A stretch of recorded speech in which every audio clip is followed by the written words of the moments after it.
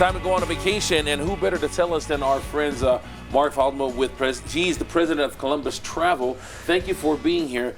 We were just having a very candid conversation during the commercial break, and I wanted to touch on that first and foremost because I have never done an escorted tour on a vacation. I'm that guy who says, you know what, I can find it on my own. I don't need help. You're saying there is a difference, and you might want to think about escorted tours first. Right. And of course, it all depends where you're going. Yeah. Now, where are you from, Buddha?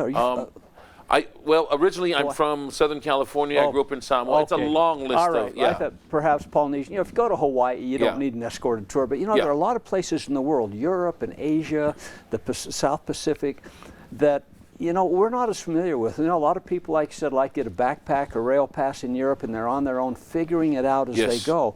Now, the advantage of an escorted tour is you don't have to figure it out as you go. You have a guide with you, helping you go into all the places, giving historical commentary. You come away understanding where you've been so much better, and it's so much more convenient. For example, if you go to the Vatican Museum, if you go as an individual, there is a line you have to wait in. And I've seen that line 2 to 3 hours long, clear around Vatican Square. Yeah, you paid for that. And if you're on an escorted tour, they have an appointment. They pull up, you get off the coach, you go in, and there you are. It's almost like no waiting. Yeah, because exactly. you've scheduled it with a professional. Yeah, and it just goes so much better. You get so much more out of it. So escorted tours are a great way to travel, particularly to certain parts of the world.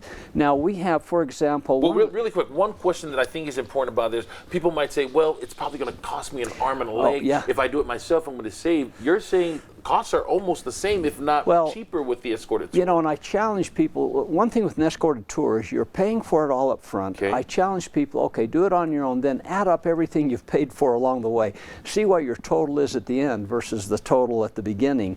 And escorted tours can be an excellent value when you do it that way. So, for example, we have an escorted tour. It's a 9-day tour from Rome to Paris, $1,899, and they are with Globus Journeys. It includes discounted airfare from Salt Lake City.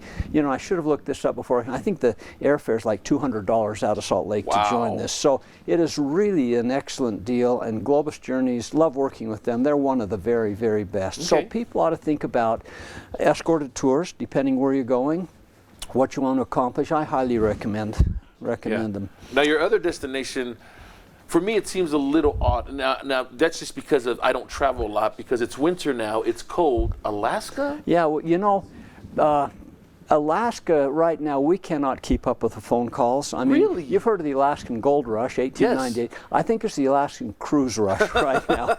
We have so many calls coming in for Alaska, we can hardly keep up with them. And it's just, Alaska is such a beautiful destination. You're seeing some pictures on TV. Oh my gosh, that's so You've got the glaciers and just so many beautiful, beautiful places that you see along the way. And they're not all that expensive. For example, a 7-night Alaska cruise, May 9th, on the Norwegian Joy, a brand new ship, starts at $664 for an inside cabin. If you want a balcony, it's a little bit more, but great price. A 7-night cruise from Vancouver all the way up to Whittier by Anchorage in June 20th is $709. And then we like to also do what are called cruise tours, and that's you see some of the interior of Alaska. You fly into Fairbanks, come down, see Denali, Anchorage, get on the cruise in Whittier, and cruise down to Vancouver. There's a cruise, for example, May 15th for $949. So cruising is such a beautiful way to see Alaska. You could do it all as a cruise, or you can do a combined cruise tour. I remember the first time I went to Alaska. I'd actually been in travel quite a long time. I thought, how in the world did I not do this? It is just fantastic. And why haven't you do it sooner? Yeah, and I've done it over and over since that time, and I'll tell you, a lot of people looking to go to Alaska this year. It's a great destination, and I can see why people want to go. And with that price, it's all inclusive? Your meals come with that? Yeah, with the cruise, of course, you got to pay airfare, and then there's gratuities and a few things like that, and shore excursions when you get aboard. But you know, Norwegian has an interesting program also where they take care of your gratuities. They take care of your shore excursions for just a little bit more.